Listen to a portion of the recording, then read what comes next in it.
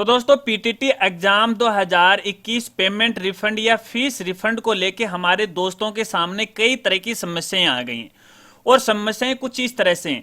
Payment to be done में क्या आएगा, यस आएगा या फिर नो आएगा। इसके अलावा 2 बार पेमेंट कट गया तो हमें क्या वो रिफंड होगा। इसके अलावा खुद का बैंक अकाउंट नहीं है तो क्या हम हमारे परिवार के किसी भी सदस्य की बैंक की डिटेल है वो डाल सकते हैं। इसके अलावा आईएफएससी कोड गलत हो गया जब हमने ऑनलाइन आवेदन फॉर्म भरा था। इसके अलावा एड्रेस प्रूफ गलत अपलोड कर दिया तो क्या हमें रिफंड होगा। इसी तरह के कई सवाल हैं। इस वीडियो में मैं आपको इन्हीं सभी सवालों के जवाब है वो देने वाला हूं, तो वीडियो के साथ वो आप बने रहे। नमस्कार दोस्तों, स्वागत है आप सभी का हमारे YouTube चैनल ज्ञान कामना पर। तो चलिए वीडियो को शुरू करते हैं और सबसे पहला सवाल है वो लेते हैं। और पहला सवाल ये है कि पेमेंट 2 बार बैंक से कट गया था, एक सक्सेसफुली हो गया और दूसरा अनसक्सेसफुली हो गया, तो क्या हमें वो रिफंड होगा। तो दोस्तों इसका उत्तर है हाँ, आपको बिल्कुल रिफंड होगा। अगर आपके अकाउंट से 2 बार पेमेंट कट गया है तो एक पेमेंट आपको रिफंड हो जाएगा, भले ही आपके पास ट्रांजैक्शन आईडी ना हो, भले ही वो काउंसलिंग फीस हो या फिर कॉलेज फीस हो। अगर आपका 2 बार पेमेंट कट गया है, चाहे वो काउंसलिंग की फीस हो, एक पेमेंट तो आपका सक्सेसफुली हो गया और दूसरा अनसक्सेसफुली दिखा रहा था और आपके बैंक अकाउंट से कट गया, तो डिपार्टमेंट के द्वारा केवल एक ही पेमेंट है वो अपने पास रखेगा और दूसरा जो पेमेंट है आपको वापस है वो लौटा देगा। और वापस कैसे लौटाएगा इसके बारे में आगे आपको जानकारी दूंगा। चलिए दूसरा सवाल लेते हैं। और दूसरा सवाल यह है, क्या कॉलेज मिल जाने के बाद काउंसलिंग फीस रिफंड होगी या नहीं होगी।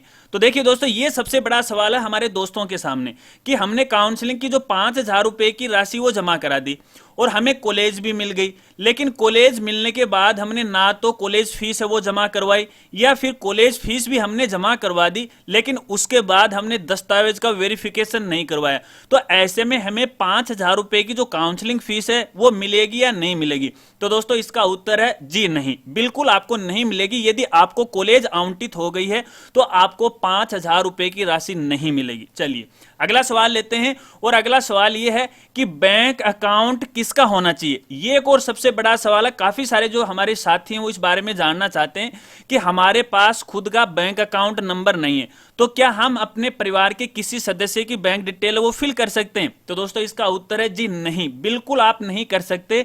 बैंक डिटेल है केवल और केवल कैंडिडेट की खुद की होनी चाहिए, यानी जिसने पीटीटी के लिए आवेदन किया था उसी के नाम से बैंक अकाउंट होना चाहिए। अगर आपके पास अपना खुद का बैंक अकाउंट नहीं है तो भैया किसी दूसरे बैंक अकाउंट में जाकर के जल्दी से अपना बैंक अकाउंट वो खुलवा लीजिएगा और बैंक अकाउंट अगले 2-3 दिन में वो खुल जाता है। तो ऐसे में आपको अपने खुद की बैंक की डिटेल की जानकारी देनी है।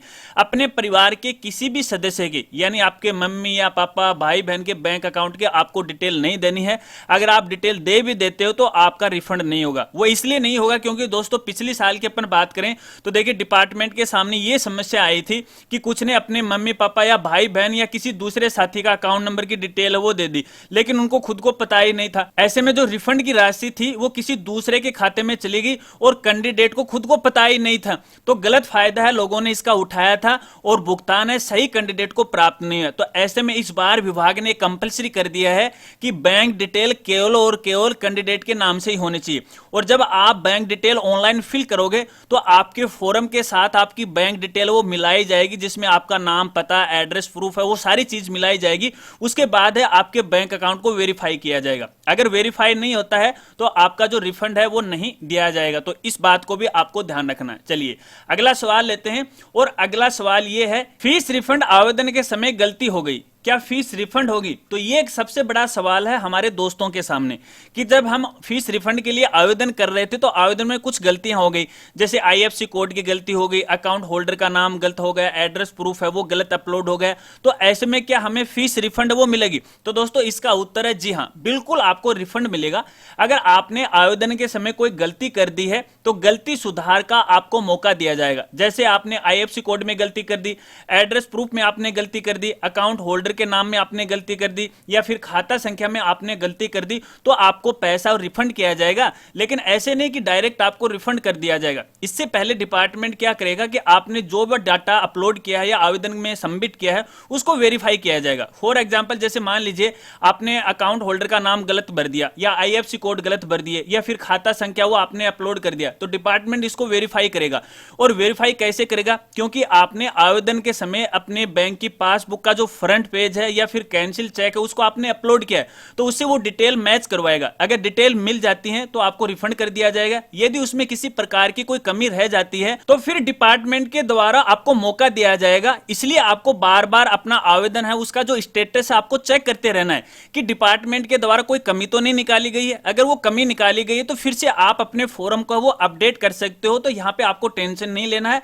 अगर आपने कोई गलती भी कर दी है तो गलती सुधार का आपको मौका है वो दिया जाएगा। चलिए अगले सवाल की ओर बढ़ते हैं। और अगला सवाल सबसे बड़ा, और ये सबसे बड़ा सवाल है हमारे दोस्तों के सामने जब वो पेमेंट रिफंड के लिए आवेदन करते हैं। और सवाल ये है कि पेमेंट टू बी रिफंड में यस आएगा या नो आएगा। क्योंकि दोस्तों जब अपन आवेदन करते हैं तो यहां पे देखिए मैं आपको जूम करके वो दिखाता हूं। देखिए यहाँ पे येस या नो क्या करें, ये एक सबसे बड़ा सवाल यहाँ पे आके खड़ा हो जाता है। कुछ बोल रहे हैं येस करो, कुछ बोल रहे हैं नो करो।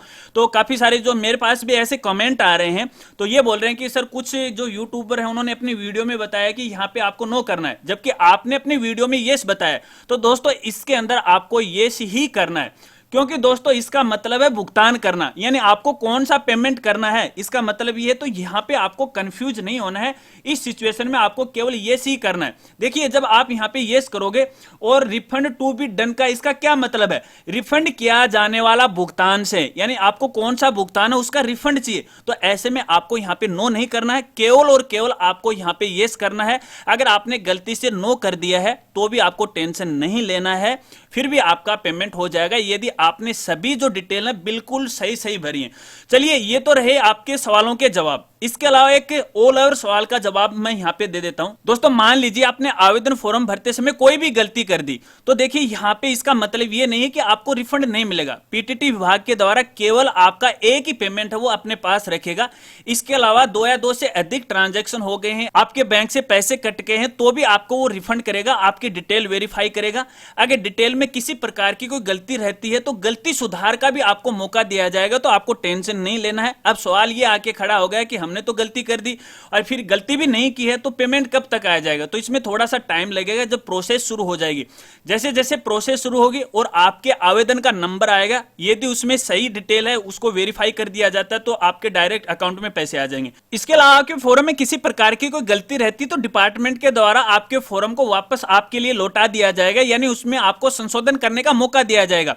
और फिर आप अपना फॉर्म के अंदर संशोधन करके वापस उसको सबमिट कर सकते हैं। और सबमिट करने के बाद फिर से आपकी डिटेल वेरीफाई की जाएंगी और वेरीफाई होने के बाद आपका जो पेमेंट है आपके बैंक अकाउंट में आ जाएगा। तो दोस्तों यही कुछ ऐसे सवाल हैं, शायद आप समझ गए होंगे और मैं आशा रखता हूं कि आपकी समस्या का समाधान हो गया या फिर आपके सवालों का जवाब मिल गया। इसके अलावा यदि आपके पेमेंट रिफंड को लेके और भी कोई सवाल हैं तो आप वीडियो के नीचे कमेंट कर सकते हैं, मैं आपकी पूरी हेल्प करने की कोशिश करूंगा। या फिर आप मुझे इंस्टाग्राम पे फॉलो करके वहां पर भी आप अपने सवाल मुझसे पूछ सकते हैं और हमारा इंस्टाग्राम का जो लिंक है वीडियो के डिस्क्रिप्शन में आपको मिल जाएगा। अब दोस्तों ये जितने भी सवालों के मैंने जवाब दिए हैं डिपार्टमेंट से बात करके मैंने दिए, ऐसे नहीं मैं खुद बनी बनाई बात है वो कह रहा हूं। और थोड़े दिन बाद में इसका एक उदाहरण भी आपको मिल जाएगा, आगे की वीडियो के अंदर मैं आपको जरूर बताऊंगा।